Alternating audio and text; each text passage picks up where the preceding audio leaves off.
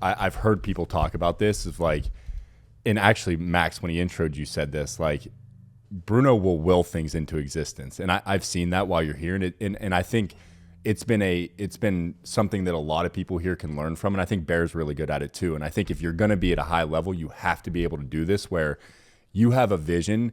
You've got to not only be able to take notes from other people, but then stay crystal clear on how you're getting there. And a lot of times there's going to be pivots within that, but you have an uncanny ability to like have a clear vision and then just literally make that happen. And that's something like very few people, because it takes not only the networking skill you have, but then it takes the everyday audacity just to show up and keep moving. Because a lot of times you don't know the right fucking answer, but as long as you keep iterating on testing things, you'll get there. And I think tactical is a perfect example of like, I think, and I'm guilty of this at times, you can stagnate if you try to get too in the weeds on creating a perfect system from the jump rather than just moving, creating action. Of course, certain things like products, don't move too fast on that. But as far as just getting out there, networking, putting yourself out there from a social standpoint, tactical has been a great example at Born Primitive of like, just raw energy getting put into it and the benefits you have of moving fast on things.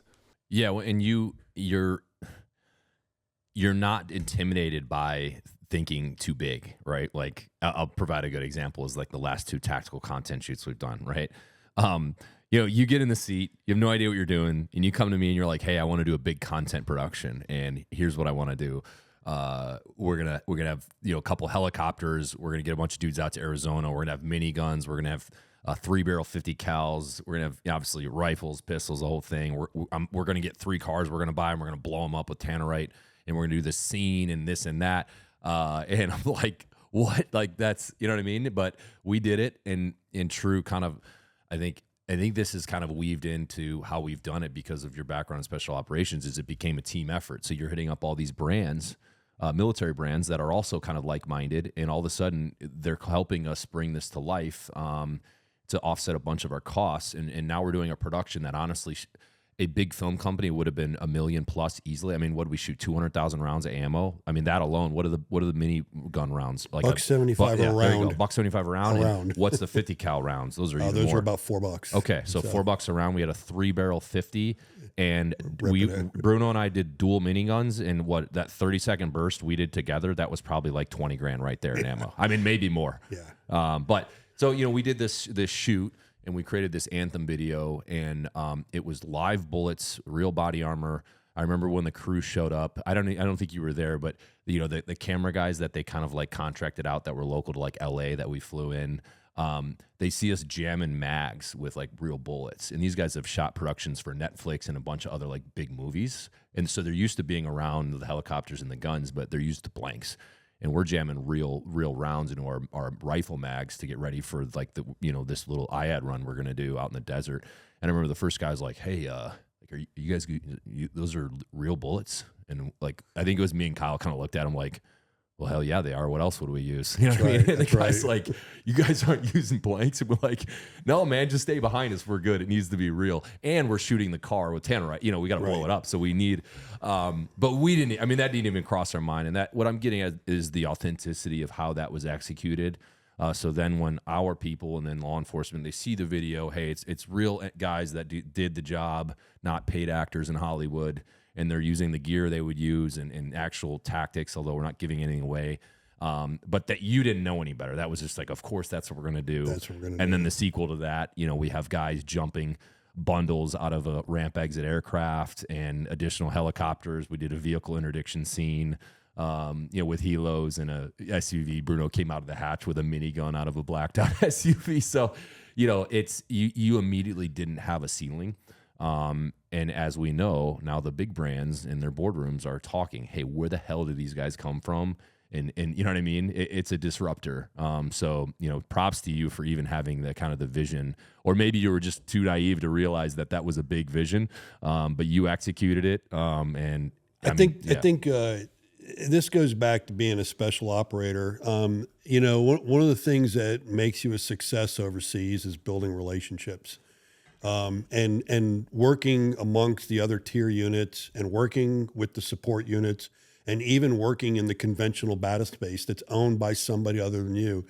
If you get to a high enough level in the military where you understand how to do that, the biggest thing I see is a lot of guys are getting out and talking that were very junior in the military, and they never have been in the really closed door rooms with the CGs on the big stuff and understand how the picture's made.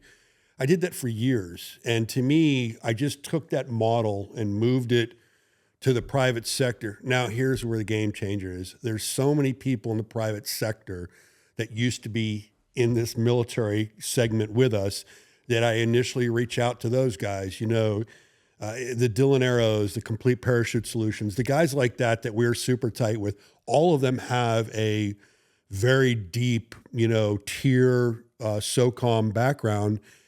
And when you get with those guys and you pitch it, and they're like, literally, I had Chris Dillon telling me a couple times at Dylan Arrow, yeah, we've paid 5 production companies to come out here and try and do our anthem. I'm like, well, give me a swing. And we're an apparel brand. We're not a production company. And not only do we go out there and take a swing at it, but when they saw our anthem, what did we end up doing? We made Dylan Arrow's anthem video, and we're not a production company. We have actually, and these are good partnerships I want to keep. We've actually red-assed some production companies. They perceive us taking their business out there in the space. I'm like, no, we're not using actors. We're using real operators, and we're working with collaborating brands that we're moving their brand with our brand. And that's how I see doing it. It's the same way we did targets overseas, is we operate within the community. So when I get these calls, hey, when are you guys doing another content shoot? Hey, when are you guys doing another content shoot? I'm like, we're putting something together, and the brands that we're using, here's the part where I think it's the most important. We're loyal to these brands. And these are brands we've used overseas. These are the parachutes we jumped overseas. These are the optics our guys are shooting with, et cetera, et cetera. Now, there are some new players. One of the groups we're partnering with is Staccato Pistols. I never shot a Staccato pistol in wartime, but it is literally the Rolls Royce of handguns coming out of the box. And they loved the ethos of this brand. And now us and our primary ambassador teams, that's all we're shooting is a pistol currently. And we're doing great business together because we're loyal to each other. So I just think it's one of those things where if you find something that works in combat and the guys that are on their staff were in combat with you, you can put something really cool together. I have yet to find what we can't do with this brand. Maybe my next content shoot will hit the wall, but I got some great ideas.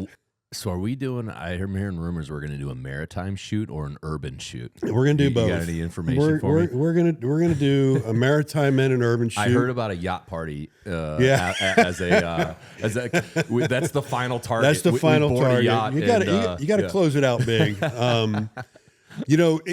Before we even talk about that, something else I want to talk about, just the ethos. Again, we're an apparel brand, but what are we doing every Friday before we come to work in Born Primitive Tactical? Every employee in Born Primitive Tactical is with me at Freedom Range, and we're shooting for 2 hours. We're an apparel brand. Why is that important to me? Because you got to live it. They have to understand this stuff has to work. So even our coordinators are males, females that were never in SOCOM. We have law enforcement. We have firefighters. They come up and they shoot and they get on the range, and then we come to work. It's just the ethos here, and it's amazing. As far as the content shoot, I'm going to do what I normally do in my typical fashion. I'm going to put together and I'm going to brief you, and you're going to be like, "No way!" And we're going to go do it. I don't think I don't think I'll ever say no way again, because I just know how you're going to do it. I mean, even his last request, we're trying to validate the Patriot One, the fast roping strip on the inside. We've done abrasion tests, and it outperforms a lot of the competitors' abrasion strip for fast roping.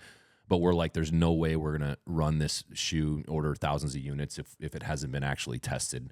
If you do a 40 or 50 foot fast rope, by the time you hit the ground, that it is so hot because of all the friction, to the point where, if it's high enough, you have enough gear on, guys might wear welding gloves on the rope. And I've burned through a Nike boot, and it wasn't even that high of a rope. By the time I hit the ground, both outsoles were completely disintegrated. That's something. So Bruno comes to me and says, "Hey, I can get us a helicopter in Tennessee so we can do 50-foot fast ropes, just basically me and him, and we'll film it. But hey, it's going to be $50K. You know what I mean?" Yeah. But hey, that's the commitment to validating it and it being authentic, because how would we feel if we think we nailed the product and all our guys get it, and they go do a fast rope onto a ship, and 10 dudes burn through that strip on the first rope. No question. That's our reputation, right? That's our reputation. And if we do it, we'll do a minimum of like 30 ropes. We will do a 60 or a 90 footer just to break on it hard with a ruck. And I will also throw the rope in a bag of water towards the end, and we'll do a wet rope too. We're not going to walk away from that without doing every single thing the guys could see, so we don't get surprised. It's just the way it is. I might sit out that 90-foot rope, but yeah. Well, that'll be one for the welder's gloves. yeah, you're gonna need the welder's gloves for that one. You're gonna be pinching those feet hard on that one. And go back to the old Ranger days. That's all. Screw that.